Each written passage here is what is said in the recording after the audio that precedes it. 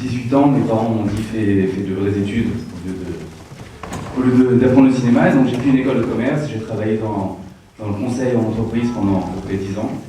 Et quand j'ai eu 30 ans, j'ai fait ma crise d'adolescence et j'ai décidé qu'il était temps de vivre la vie que je voulais vivre. Le film est sorti au mois de mai en France. Il est sorti en Israël en octobre dernier et en mai dernier en France. Le jeu national, c'était de savoir qui reconnaissait qui dans les photos qui étaient dans le journal. C'est-à-dire que tout le monde a un voisin, un copain de l'armée, qui travaille au Mossad, et tout le monde est en train de se dire tiens, est-ce que ça serait pas lui, est-ce que je le reconnaîtrais pas? Et au-delà de ça, il y avait quelque chose de très comique dans la façon dont ça a été fait. C'est-à-dire que toutes ces photos, ils étaient tous maquillés, déguisés de la même manière, c'était la même paire de lunettes, c'était les mêmes moustaches, comme si c'était une sorte de pied de nez que le Mossad faisait au monde entier. Et voilà, et donc ça commençait à me faire réfléchir, et je me suis dit que c'était une parfaite base pour une histoire, pour un film. Et on écrit un scénario et on a commencé à le proposer à des sociétés de production. Évidemment, il n'y avait pas une boîte de prod sur la Terre qui voulait... il y en a pas mal qui aimaient le film, mais ils ne nous aimaient pas nous. On n'avait jamais rien fait, on n'existait pas. Et donc on s'est battu, au final on n'a pas eu de producteur. Et c'est là qu'a commencé à peu près une période d'1 an et demi où on a fait, voilà, de mendicité en gros, on est allé voir tous les gens qu'on connaît sur la planète et aller leur supplier de mettre un peu d'argent sur notre projet. Donc on est allé voir que des copains qui pouvaient se permettre de perdre l'argent qu'ils allaient nous donner, parce qu'on savait qu'ils ne le récupéraient jamais. Même si on espérait faire un film à 300 millions d'entrées, on avait quand même un peu de lucidité.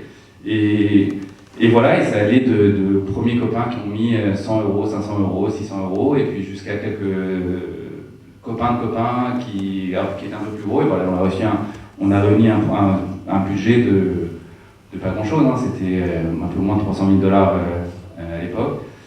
Je me suis dit, plutôt qu'essayer d'aller convaincre les Israéliens de rentrer dans le film, je vais venir avec un Français qui, lui, va leur plaire. Et donc je suis allé chercher un producteur français qui s'appelle Manuel Moons, qui est un grand producteur français.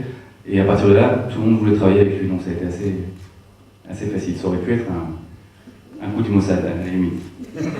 Voilà, aussi bien les Français que les Israéliens, c'était une chance assez exceptionnelle, assez incroyable de pouvoir travailler avec eux.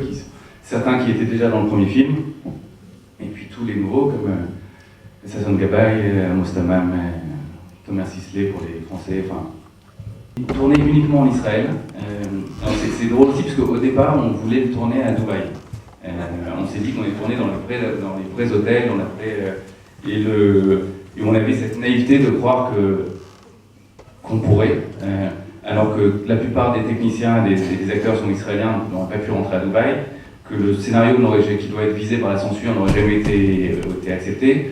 Et donc on avait même le projet de le tourner en douce à Dubaï, de mettre des fausses caméras, et puis heureusement quelqu'un a tiré la sonnette d'alarme et a dit c'est pas possible. Donc on a cherché d'autres lieux de tournage, on a fait tout ça en Israël, et on a tourné en 33 jours si je ne me trompe pas. Alors en parlant du Mossad, parce que ça c'est quelque chose d'assez intéressant sur le film, je voulais absolument, bien que ce soit une comédie et que ce soit un film complètement fantaisiste, je voulais absolument avoir rencontrer des gens du Mossad pour pouvoir me renseigner, savoir à quoi ressemblait le badge des gens du Mossad, à quoi ressemblaient les bureaux, comment les gens se parlaient, quelles étaient les fonctions, quelles étaient les personnes qui auraient été présentes autour de cette réunion, etc. Et donc le producteur israélien du film, qui travaille pour les frères Riddick, qui s'appelle Micha Sharfstein, c'est un producteur assez connu, qui est un homme d'une 60aine d'années, qui est un personnage assez intéressant aussi. Et pendant des mois, je l'ai tanné pour avoir quelqu'un du Mossad à qui parler. Et il a fini par m'organiser une rencontre avec un ancien général du Mossad, avec qui j'ai passé plusieurs journées, qui m'a donné énormément d'informations. Et jusqu'à aujourd'hui, je ne sais pas si c'était vraiment quelqu'un du Mossad, ou si c'était juste le copain de café de mon producteur qui en avait marre que je le fasse chier et qui lui a dit va parler à ce type et qu'il me laisse tranquille. Voilà, je ne saurais jamais. En fait, la question, c'est par rapport au public arabe israélien, la famille de Mahmoud El-Makrour.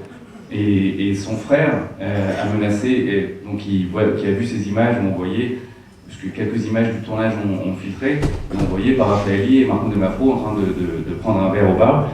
Et il nous a contactés par l'intermédiaire de la radio, de manière il était assez peu content de ce qu'il voyait, et il voulait empêcher la sortie du film, il voulait nous faire un procès, et en disant que c'était inadmissible de montrer Mahmoud El Mafrour en train de boire de l'alcool et de séduire une fille, alors que c'était un homme qui était religieux, qui était saint, etc. Malheureusement, je ne pouvais pas lui dire que c'était pas Mahmoud El Mafrour qui voyait dans la scène avec Barafeli, mais un alcoolique anonyme qui se faisait passer pour lui. Donc j'avais rien à dire. Donc on était à la radio en train de parler et je pouvais pas.